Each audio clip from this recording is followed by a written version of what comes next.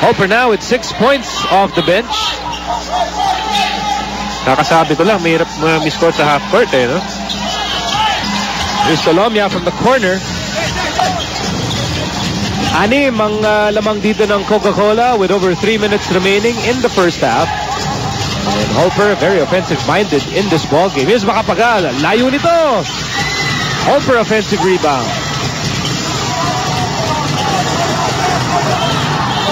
Bola, babalik kay Holper. Inabot kay Helterbrand. Lots of time to shoot here para sa Ginebra. Oh, nice pass for Mamaril. And that will cut down Coca-Cola's lead to 4, 42-38. Timeout po tayo rito with 2:51 remaining in the second quarter.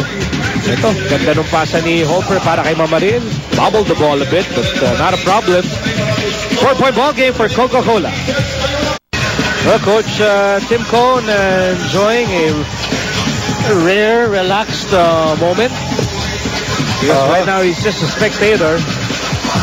Hardly see him na ganyan, no? Medyo relaxed, nakangiti. One of the most intense. Is it true na si Tim, pati pag matutulog, nakakurbata pa rin? Kailangan ma-confirm natin yan. Tanong natin dun sa ano.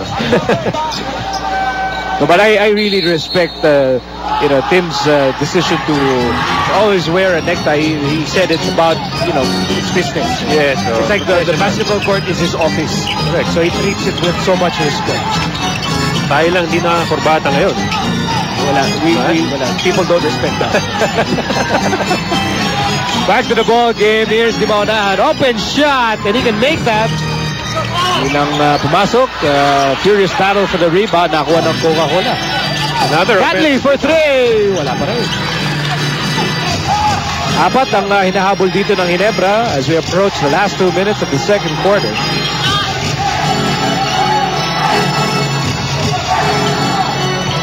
Here's Meg against Telan. Meg, nowhere to go. Meg, one more try. Wala pa rin. Here's the Maonahan. Tolomia goes right. Tolomia to Catley. Oh, no. But again, Miko, shots ng Coke early in the shot clock. Talagang pushing the issue dito on offense. A minute and 38 to go in a pulsating first half. Here's Macapagal.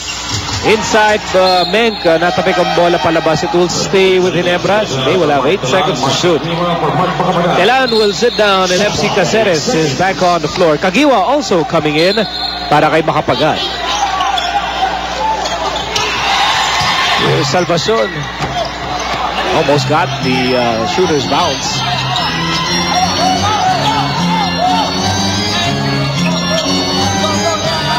And now the Tigers setting a table here. Tolomia, the right side, swings it over to Di Maonahan, and now to Caceres. Ginebra in a zone partner for the first time in this game, and Coke finding open Alupig underneath.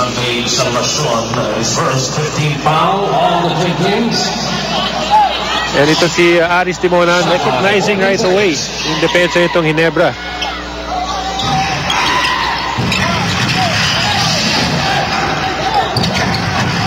Tolomia from the corner. Oh, put back by MC Caceres. Boy, everyone is really contributing here para sa Coca-Cola Tigers. That's why they're ahead by 6. And that was another offensive rebound. Yung pinag-uusapan lang natin, hustle points yun for Coke. Pero binawi agad ni Mark Kagiwa, who has 9 points off the bench. 4-point ball game here in favor of the Tigers. Paubos na ang oras dito sa first half. Caceres.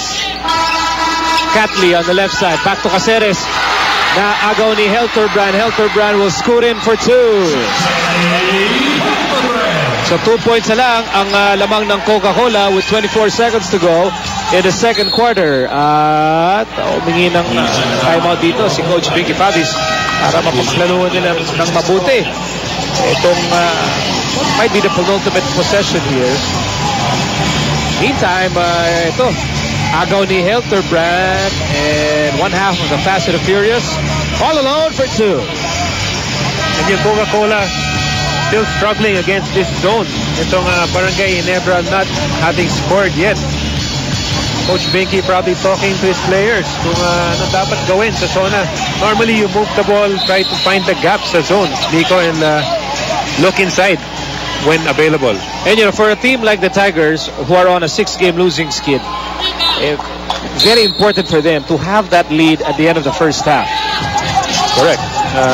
To bring it into the second half. Yung momentum para na yun, mabaon nila yung positive energy and momentum. 9 to shoot for the Tigers. 11 seconds remaining in the first half. Duremdes for 3. Not that time. Here's Kagiwa, and Ginebra can tie the game. But the Tigers have fouls to give. Cody Butler, 88, Alex Lalman, the second 13th foul for the Tigers. 4 seconds to go.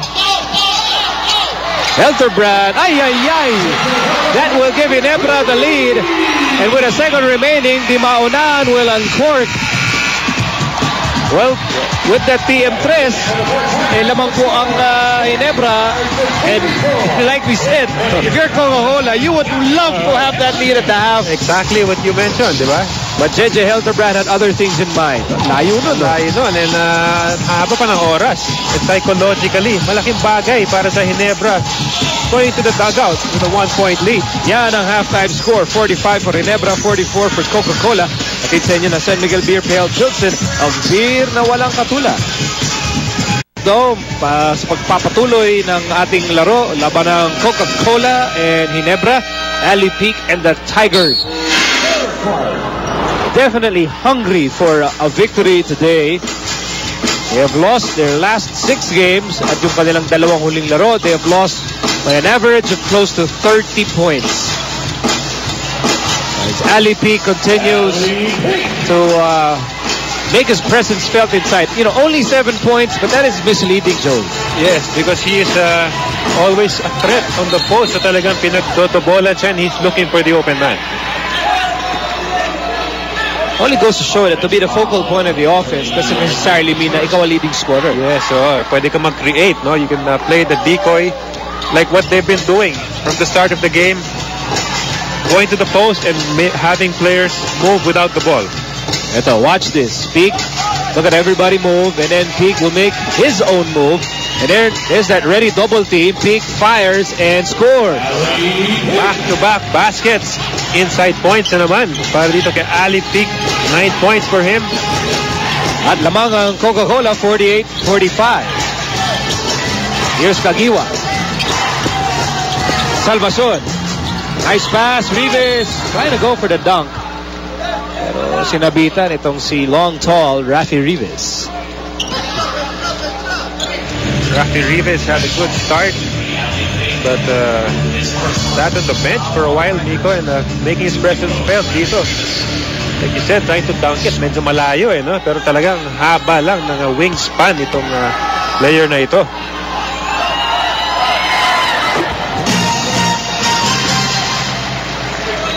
Coach Jong Wichico hoping to snap a 2-game losing skid sa larong ito. And the 6 out of 7 actually ang talo nila. 6 out of the last 7 games.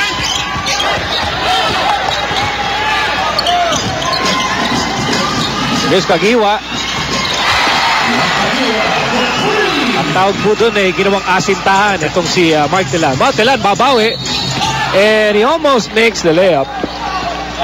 And again, Miko, new look itong Coca-Cola off a made field goal. Tumatakbo. And Mark Telan attacking the defense. In fact, yung depensa ni Salvacion yung kanyang inatake, kaya si Sunday now with 2 personal fouls. Ito ang unang free throw ni Telan. First team foul yun ng Ginebra here in the 3rd quarter. So si Telan averaging a double-double. 13 and almost 11 rebounds. 1 out of 2 for the veteran. And we're tied at 49.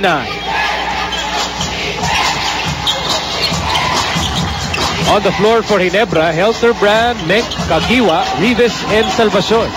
Here's Menk. Can't shake off Peak. Menk Pinasakit Kagiwa. New shot clock. Kagiwa